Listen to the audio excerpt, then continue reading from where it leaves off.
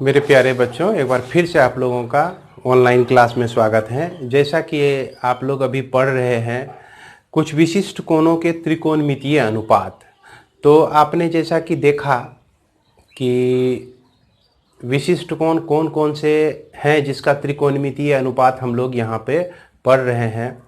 तो इसमें ये खास कोण जो हैं यह आपका होता है 0 डिग्री, 30 डिग्री, 45 डिग्री, 60 डिग्री और यह 90 डिग्री।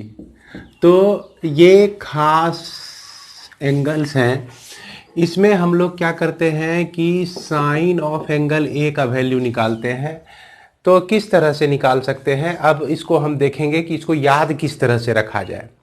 तो इसको याद रखने के लिए आप एक काम कीजिए, इसको शुरू कीजिए 0, 1, 2, 3, 4 इस तरह से लिख दीजिए। उसके बाद सभी टर्म को 4 से डिवाइड कर दीजिए।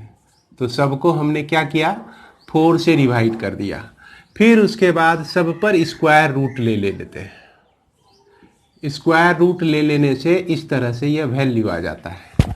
अब यहाँ पर हम लोग सोचें कि 0/4 तो यह 0 ही होता है।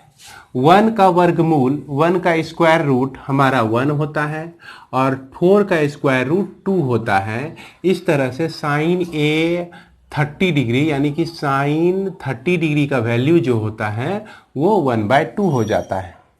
इसके बाद इसमें देखिए 2 जब 4 2 टाइम्स में कट जाता है यह, तो यहाँ पर आपको निकलता है रूट अंडर 1/2। ये 1 से कटा, ये 2 टाइम्स में कटा, तो 1 का वर्गमूल, 1 का स्क्वायर रूट 1 ही होगा। अब 2 का स्क्वायर रूट तो हमारा डेसिमल पॉइंट में आता है, तो इसको हम लोग √2 ही छोड़ देते हैं। इसके बाद 3 का स्क्वायर रूट तो √3। अब 4 का स्क्वायर रूट निकलता है, क्योंकि 4 आपका परफेक्ट स्क्वायर है इसलिए हम इसको 2 लिखेंगे। उसके बाद 4 यहाँ कट के 1 हो गया। 1 का वर्गमूल क्या होता है, 1 ही होता है। 1 का स्क्वायर रूट 1 ही होता है। इस तरह से हम लोग साइन ऑफ एंगल ए का वैल्यू निकाल सकते हैं। साइन ऑफ एंगल ए यानी कि साइन 0 डिग्री पर इसका वैल्यू 0 होता है। साइन 30 डिग्री पर इसका वैल्यू 1/2 होता है। साइन 45 डिग्री पर इसका वैल्यू, साइन 45 का मान 1/2 होता है। साइन 60 का मान जो है √3/2 होता है और साइन 90 का मान जो होता है वो 1 होता है। तो इसको हम याद रख सकते हैं। अब यदि हमको निकालना हो कॉस के लिए एंगल का वैल्यू, तो साइन का वैल्यू जब याद हो जाए तो इसको उल्टा करके आप लिख दीजिए। यानी कि ये आपका हो गया 1, फिर यह √3/2। देखिए इसको हमने, यह लास्ट से दूसरा है तो यह फर्स्ट से दूसरा है, यह लास्ट से तीसरा नंबर है और यह फर्स्ट से पहले शुरू से तीसरा नंबर है। उसके बाद यह अंतिम से चौथे नंबर पे है, यह शुरू से चौथे नंबर पे है, यह अंतिम से 5वें नंबर पे है, यह शुरू से 5वें नंबर पे है। इस तरह से हम कॉस के लिए स्पेसिफिक वैल्यू का, स्पेसिफिक एंगल का वैल्यू इस तरह से हम निकाल सकते हैं और याद रख सकते हैं। अब यदि हमको निकालना हो 10 के लिए स्पेसिफिक एंगल का मान, तो इस वैल्यू को निकालने के लिए हम क्या करते हैं कि साइन का जो मान आया है 0 डिग्री पर और कॉस का मान जो आया है 0 डिग्री पर, दोनों को हम डिवाइड कर देते हैं। यानी कि 0/1 लिख दीजिए आप। इसको इससे डिवाइड कर देंगे हम, तो 1/2 को डिवाइड कर देंगे √3/2 से। उसके बाद इसका वैल्यू निकालना है तो 1/√2 को डिवाइड कर देंगे 1/√2 से। इस तरह से डिवाइड करते चले जाएंगे। फिर √3/2 को डिवाइड कर देंगे 1/2 से। अब फिर उसके बाद 1/0 लिख देंगे। तो यहाँ पर एक चीज़ समझिए, 1/0 जो है नॉट डिफाइंड है। नॉट डिफाइन कहने का मतलब कि अगर किसी संख्या को आप 0 से भाग देते हैं तो भागफल बड़ी से बड़ी संख्या आते रहती है, उसका कभी अंत नहीं होता है। तो यह नॉट डिफाइन है, यह जो है अनंत की संख्या है, इतनी बड़ी संख्या है कि आप जितना सोच सकते हैं उससे भी बड़ी संख्या है यह। अगर उससे भी ज़्यादा आप सोच सकते हैं तो उससे भी बड़ी संख्या है, वहाँ तक भी सोच सकते हैं आप तो उससे भी ये बड़ी संख्या है। तो इसका मतलब यह अनंत चला जाता है, जिसके वैल्यू को एग्जैक्ट वैल्यू नहीं होता है, यहाँ पर हम अनंत का सिंबल डाल देते हैं। जब अनंत है, जब किसी संख्या को हम पकड़ ही नहीं पा रहे हैं और वह संख्या कितनी बड़ी है इसका अनुमान भी नहीं लगा पा रहे हैं, तो उससे वैसे संख्या को हम अनडिफाइन कहते हैं या अपरिभाषित कहते हैं। अब जब आप इसको सॉल्व करेंगे तो 10 का जो वैल्यू है, ये देखिए क्या क्या आता है आपका। 10 का वैल्यू यहाँ से हो जाता है 0, यहाँ से 2 आपका कट जाएगा, तो यह 1/√3, इसको 1/√3 पढ़ेंगे। ये 1/√2, 1/√2 इस तरह से है, ये दोनों वैल्यू कट जाएगा तो यह 1 बच जाएगा, और यहाँ पर 2 कट जाता है तो यह √3 हो जाता है, यह इन्फिनिटी हो जाता है। तो इस तरह से हमने देखा 10 का जो वैल्यू होता है वह 10a 0 पर वैल्यू 0, 10 30 डिग्री का मान 1/√3, 10 45 का मान 1 और 10 60 डिग्री का मान √3। इसके बाद हम लोग लिखते हैं कॉट के लिए। तो कॉट का लिखना है तो ठीक इसका आप उल्टा लिख दीजिए। जैसे यहाँ लास्ट में इन्फिनिटी है तो यहाँ पहले में इन्फिनिटी, सेकेंड लास्ट में √3 है तो यह शुरू सेकेंड नंबर में √3 हो जाएगा। इस तरह से हम लोग इसको भी लिख सकते हैं। अब आती है बात आपका सेक थीटा पर, सेक एंगल ए पर आता है। तो सेक ऑफ एंगल ए लिखने के लिए हम लोग क्या करते हैं कि सेक जो होता है यह आपका कॉस का रेसिप्रोकल होता है। जैसे देखिए कॉस का वैल्यू जो होता था वह बेस बटा कर्ण होता था, और वहीं सेक का वैल्यू कर्ण बटा आधार होता है। इसका उल्टा हो जाता है, इसीलिए कॉस में जो भी वैल्यू आया है उसका रेसिप्रोकल हम इसका यहाँ पे लिख देंगे। सेक ए का वैल्यू 1/1 तो 1 हो गया, इसका वैल्यू 2/√3, यह कॉस सेक 30 का वैल्यू हो जाता है आपका। इसका रेसिप्रोकल √2 लिखेंगे 1, तो 1 को नीचे लिखने की ज़रूरत नहीं है, इसीलिए √2 हो गया।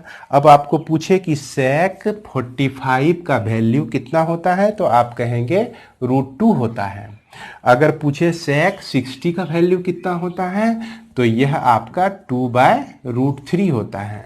उसके बाद सेक 90 का वैल्यू जो होता है 1/1, इसको हम लोग क्या लिख सकते हैं 1/0। तो 1/0 जब आता है तो यह जो होता है नॉट डिफाइंड होता है।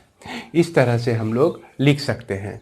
अब यदि हमको लिखना हो कोसेक का वैल्यू, कोसेक थीटा का, कोसेक ए का वैल्यू लिखना हो और यह 0 डिग्री पर, तो कोसेक ए का वैल्यू लिखना हो आपको 0 डिग्री पर, तो इसको आप उल्टा लिख दीजिए।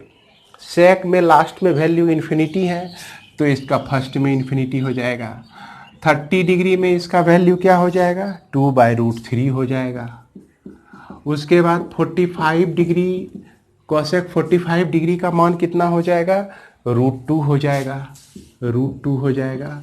और उसके बाद कॉस 60 डिग्री का वैल्यू, कोसेक 60 का वैल्यू 2/√3, और उसके बाद 90 डिग्री का जो वैल्यू हो जाएगा यह 0 हो जाएगा। तो इसको जो है आप इसी के नीचे लिख लेंगे, बोर्ड पर नहीं आ रहा था इसीलिए हमने यहाँ पे लिख दिया। तो इस चीज़ को आप याद कर लें और यह गांठ बांध लें कि अगर आप इसको याद नहीं करते हैं तो इससे रिलेटेड प्रॉब्लम को आप बिल्कुल ही नहीं बना सकते हैं। तो मैं तो बोल ही सकता हूँ कि भाई आप याद कर लें, लेकिन अगर आप याद नहीं करेंगे तो आपको अपने आप में कमी महसूस होगी। आपको जिस तरह से लिखने की विधि बताया गया है, अगर इस विधि को आप 10 बार दोहरा लेते हैं, 10 बार लिख लेते हैं, तो फिर आपको याद करने की भी ज़रूरत नहीं पड़ेगी। आप आराम से इस सारे वैल्यू को लिख सकते हैं। जैसा कि आप जब 8.2 का प्रॉब्लम बनाएंगे तो 8.2 में जैसा कि सबसे पहला नंबर प्रॉब्लम आपका दिया गया है क्या, कि sine 60 degree into cos 30 degree plus sine 30 degree into cos 60 degree. तो अब यहाँ पर देखिए साइन 60 का वैल्यू किस तरह से देखा जाता है। तो साइन पर आइए, फिर उसके बाद देखिए 60 आपका कहाँ मिल रहा है। 60 से नीचे आइए, साइन से राइट जाइए, 60 डिग्री से डाउन और साइन से राइट साइड में। तो ये आपका जो वैल्यू होता है यह √3/2 हो जाता है।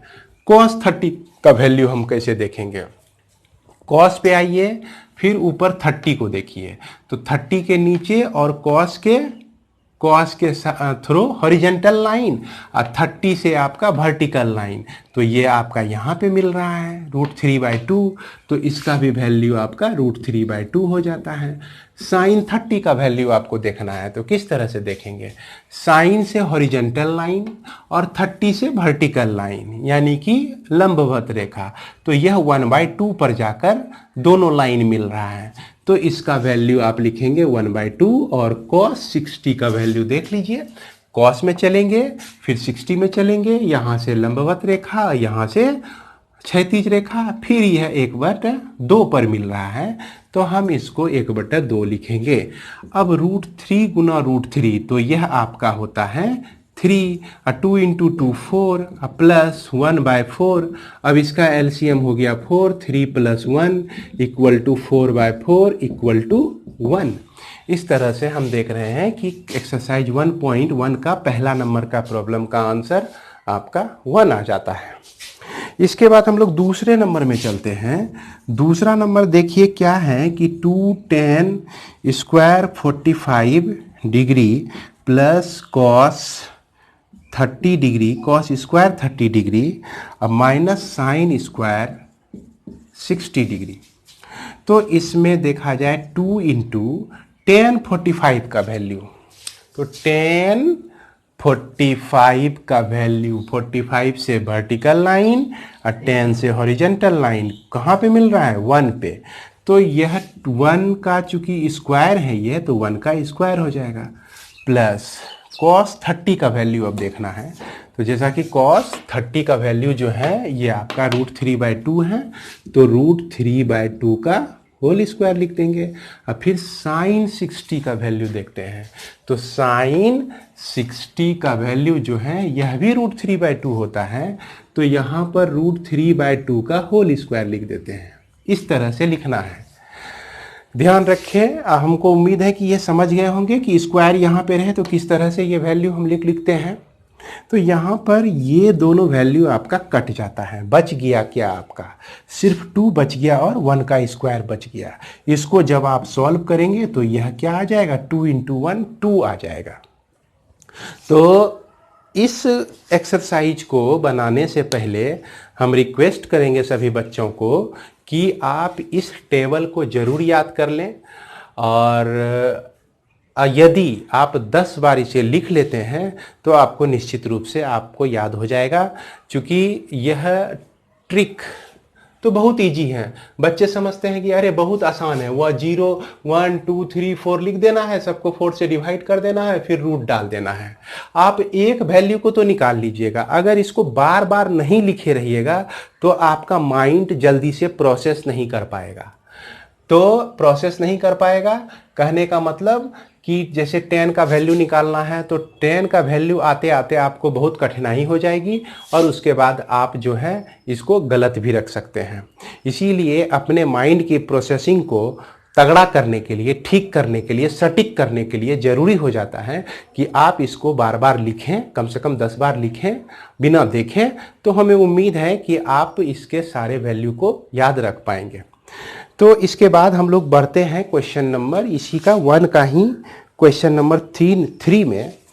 तो अब मैं मिटाता हूँ इसको, और इस सारे वैल्यू को मुझे तो याद है ही, इसीलिए इसको रखने की ज़रूरत नहीं है, मुझे याद है। और आप अपने सामने इस सारे वैल्यू चार्ट को रखेंगे और इसके बाद सारे प्रॉब्लम को देखेंगे और समझने की कोशिश करेंगे। तो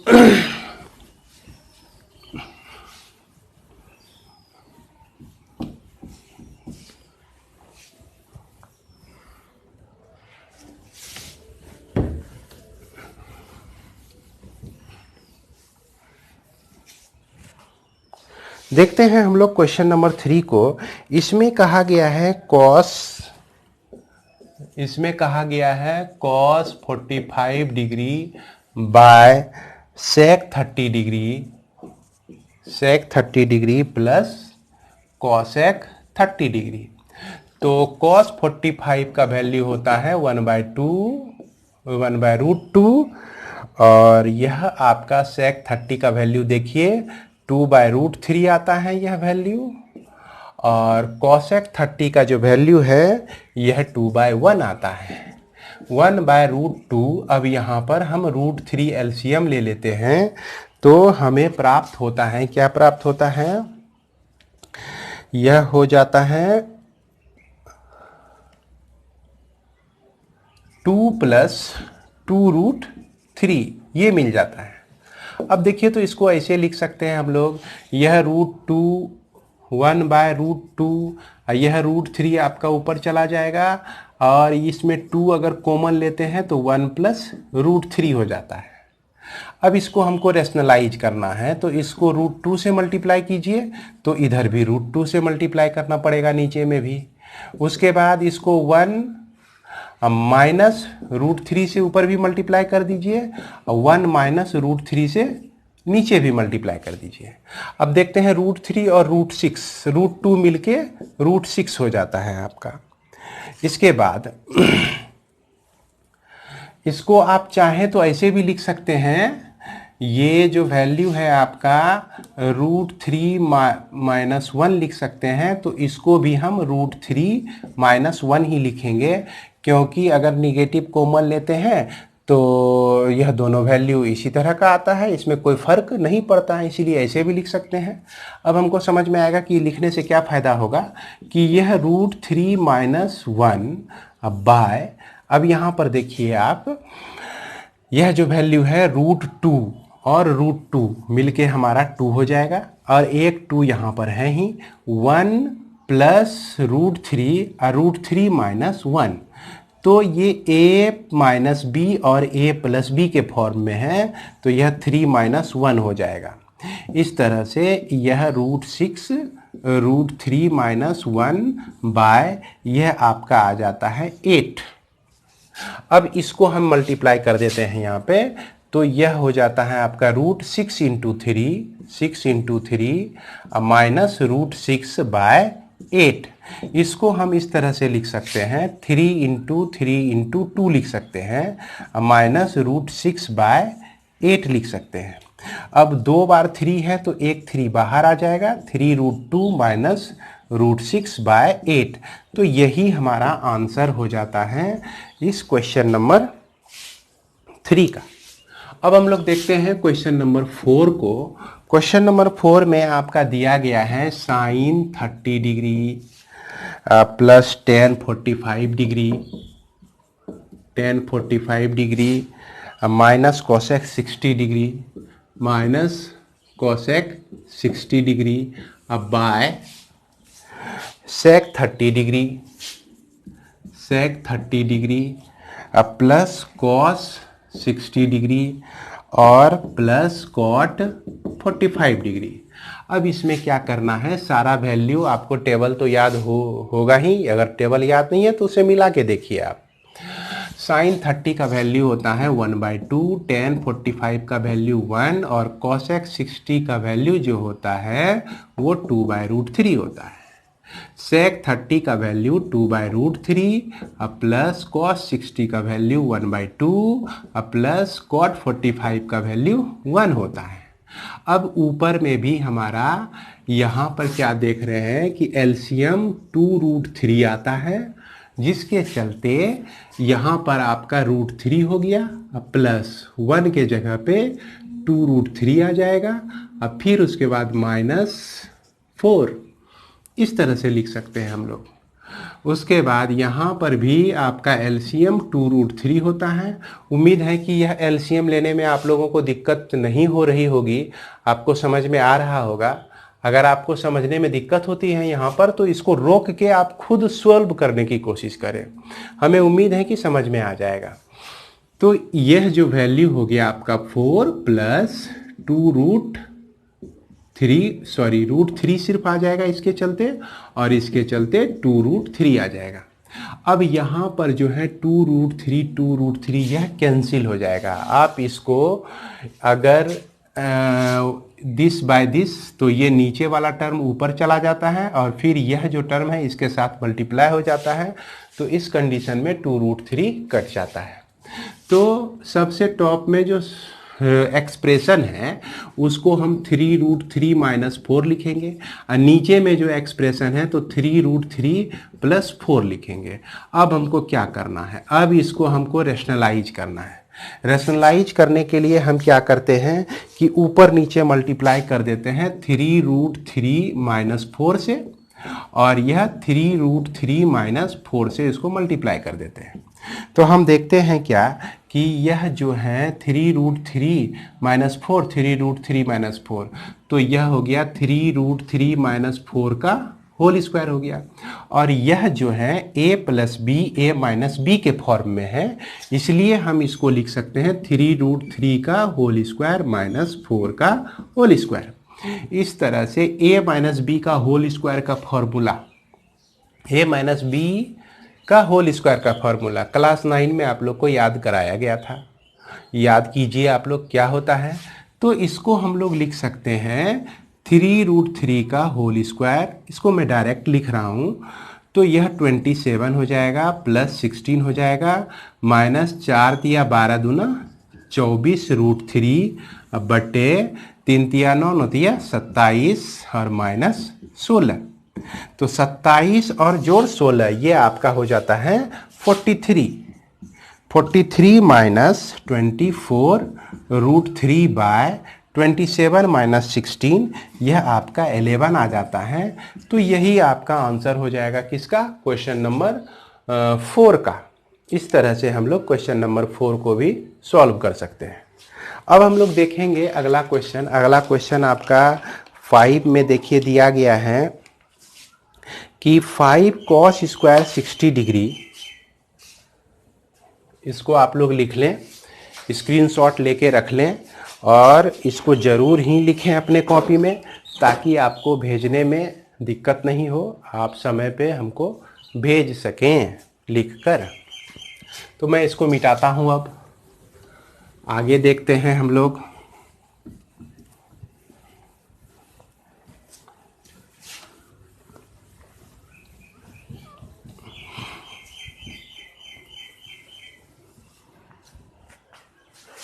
क्वेश्चन नंबर 5 में आपका देखिए दिया गया है, 5 में 5 cos square 60 degree + 4 sec square 30 degree -10 square 45 degree by sin square 30 degree plus cos square 30 degree. तो सारे वैल्यू को रखते हैं। 5 × 1/2 का होल स्क्वायर, cos 60 का वैल्यू हाफ होता है, प्लस 4 × sec 30 का वैल्यू भी होता है 2/√3 होता है, इसका होल स्क्वायर। और tan 45 का वैल्यू 1 होता है, तो 1 का स्क्वायर 1 ही हो गया। और यह sin 30 का वैल्यू 1/2 होता है, तो इसका स्क्वायर। cos 30 का वैल्यू √3/2 होता है, तो इसका स्क्वायर। अब यह आपका हो गया 5/2, 2 जब 4 स्क्वायर है, तो 2 को 2 बार मल्टीप्लाई करेंगे, तो 5/4 हो जाएगा। अब यह 4 × 2 का स्क्वायर होता है 4, इंटू 4 करने से 16 आता है, √3 का स्क्वायर यह 3 हो जाएगा -1। अब बाय नीचे में देखिए 1/4 प्लस 3/4। तो यह जो है जब इसको आप ऐड करते हैं तो पहले हम इसका एलसीएम निकाल लेते हैं। तो चलिए इसका एलसीएम निकालते हैं। इसमें 4 तिया 12 हो गया इसका एलसीएम, और यह जो हो जाएगा आपका 5 तिया 15 प्लस 8 16 चौके 64 -12 बट्टे यह जो है एलसीएम 4 हुआ 1 + 3। तो यहाँ पे जो आपको मिलता है यह हो जाता है दोनों का सम 79 - 12/12। अब देखिए यहाँ पर जो है 4/4 है, तो 4/4 आपस में कट के क्या हो जाएगा 1 हो जाएगा। इस तरह से हमारा बच जाएगा, यही टर्म बच जाएगा। और 79 - 12 जो होता है यह आपका 67 होता है, 67/12। तो इस तरह से हम लोग क्या देखते हैं 67/12 इसका आंसर मिलता है हमको। इसके बाद हम लोग क्वेश्चन नंबर 2 में चलते हैं। तो क्वेश्चन नंबर 2 में कहा गया है कि ऑप्शन, ऑब्जेक्टिव क्वेश्चन है इसमें, और करेक्ट ऑप्शन आपको चुनना है। आपको इसमें करेक्ट ऑप्शन चुनना है और जस्टिफाई भी करना है, मतलब कि वेरीफाई भी करना है। तो वेरीफाई करने का मतलब कि आपको बना के उसको दिखा देना है कि इस तरह से बना। तो क्वेश्चन नंबर 2 का 1 नंबर जो है देख रहे होंगे आपका 2 tan 30 degree by 1 + tan square 30 degree है। तो बता सकते हैं tan 30 का वैल्यू 1/√3 होता है, 1 + 1/√3 का होल स्क्वायर। तो यह 2/√3 बाय 1 + 1/3। तो 2/√3 बाय 3 + 1/3। तो इसको आप लिखिए 2/√3 इंटू 3 आपका ऊपर चला जाएगा, अब बाय 4 आ जाएगा। तो यह 2 जब 4 टाइम्स में कट जाता है। अब यहाँ पर देखिए कि 3 है आपका, तो इस 3 को हम √3 इंटू √3 2 बार लिख सकते हैं। नीचे में एक √3 है और यह 2 है, √3 एक बार फिर से कट गया, तो यह मिला हमको √3/2 मिलता है। तो अब ये बताइए कि √3/2 किसका मान है। आप ऑप्शन में देखिए, सबका मान निकाल के देखिए। उसमें आपको देखिए ए नंबर ऑप्शन में sin 60 डिग्री लिखा गया है, यानी कि उसका ए नंबर का जो है ऑप्शन सही है। sin 60 का ही मान √3/2 होता है। इस तरह से हम लोग इसको बना सकते हैं। तो इसका स्क्रीनशॉट लेके आप लोग उतार लें, वीडियो को पॉज करके इसे जरूर उतार लें। उसके बाद हम लोग चलते हैं क्वेश्चन नंबर 2 का 2 में। 2 का 2 जो है आपका, इसमें आप देख रहे हैं कि दिया गया है 2 का 2 नंबर में 1 - tan square 45 degree by 1 + tan square 45 degree, ये दिया गया है। बताइए आप 1 - 45 का वैल्यू 1 होता है, 1 का स्क्वायर कर दिए और 1 + 1 का स्क्वायर कर दिए, तो क्या निकला 1 - 1 0 होता है, और उसके बाद 1 + 1 2 हो गया। तो इसका वैल्यू क्या हुआ 0 ही हुआ। 0 को किसी भी नंबर से डिवाइड करें तो 0 होता है, लेकिन किसी नंबर को 0 से डिवाइड करेंगे तो नॉट डिफाइंड होता है, वो इन्फिनिटी होता है। तो इस तरह से यह कौन सा ऑप्शन सही है। तो आप देखिए ऑप्शन डी में जो है यहाँ 0 दिया गया है, तो यह हमारा ऑप्शन डी सही है। इसके बाद हम लोग चलते हैं क्वेश्चन नंबर 3 में। यहाँ पर आपका दिया गया है sin 2a = 2 sin a दिया गया है। तो a का वैल्यू क्या होगा, तो इसमें जितने भी वैल्यू आपको दिए गए हैं वह सारे वैल्यू a के जगह पे आप रख दीजिए। तो जो इस इक्वेशन को, समीकरण को सेटिस्फाई करेगा, इस आइडेंटिटी को सेटिस्फाई करेगा, तो वही वैल्यू इसका हो जाएगा a का वैल्यू। तो a का वैल्यू जब हम लोग 0 रखते हैं, 0 डिग्री, तो यह जो है रिलेशन सेटिस्फाई हो जाता है। और एक बात है कि थोड़ा हायर क्लास पे जाइएगा तो क्या होता है कि साइन 2a को हम लोग लिखते हैं 2 sine a into cos A. Higher class में अगर जाते हैं तो 2 sine a into cos A लिखते हैं। किसको लिखते हैं? साइन 2a को लिखते हैं इतना। अब बराबर 2 साइन a लिख सकते हैं। तो यहाँ पर 2 कैंसिल हो जाता है, साइन ए कैंसिल हो जाता है। तो इस तरह से हमको मिलता है कॉस ए इक्वल टू 1। तो कॉस 90 डिग्री का कॉस 0 डिग्री का जो वैल्यू होता है वो 1 होता है, इसलिए हम एंगल ए को लिख सकते हैं 0 डिग्री। इस तरह से यह आपका ऑप्शन नंबर कौन सा है? ए है ऑप्शन। यह 0 डिग्री किस ऑप्शन में है? ए ऑप्शन में है। तो इसका आंसर आपका ए हो जाएगा। इसके बाद हम लोग देखते हैं क्वेश्चन नंबर 4 को, जो कि आपका 2 tan 30 degree by 1 minus tan square 30 degree, सारे का वैल्यू रख देते हैं। फिर उसको जब सॉल्व करते हैं तो यह √3 आता है। √3 आपका tan 60 के बराबर होता है। तो यह जो ऑप्शन है आपका ऑप्शन सी हो जाता है। इसके बाद हम लोग देखते हैं क्वेश्चन नंबर 3 को। तो 3 नंबर में आपका दिया गया है कि tan a plus B equal to √3 दिया गया है। तो इसको आप कैसे लिख सकते हैं? तो tan a plus B equal to लिख सकते हैं आप tan 60 डिग्री, चूंकि tan 60 का वैल्यू √3 होता है।